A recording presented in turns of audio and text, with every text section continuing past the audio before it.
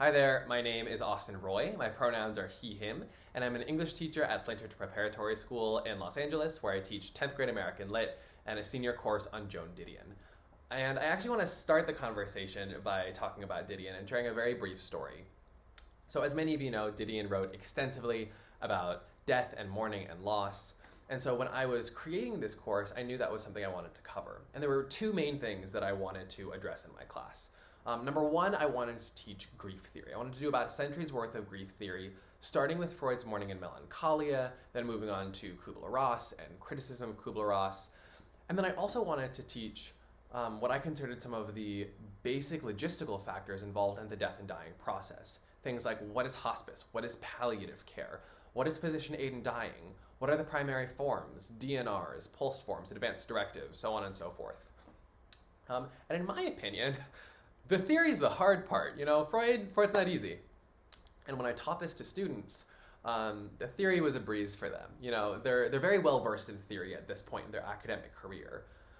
But learning about the logistical complexities of the death and dying process was entirely new for them. And it was a really eye-opening moment for me when I realized that we never teach our students about this, that we send young adults out into the world knowing full well that they are going to experience death and dying, and we do that without preparing them at all. We don't give them any sort of guidance.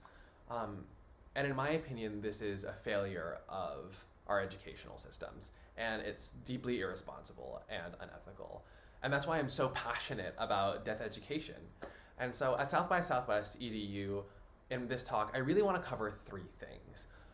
The first thing that I want to discuss is exactly why we need death education, specifically for high school students. And I'll be speaking to this not only as a high school educator myself, but also as someone who has a background in bioethics and palliative care.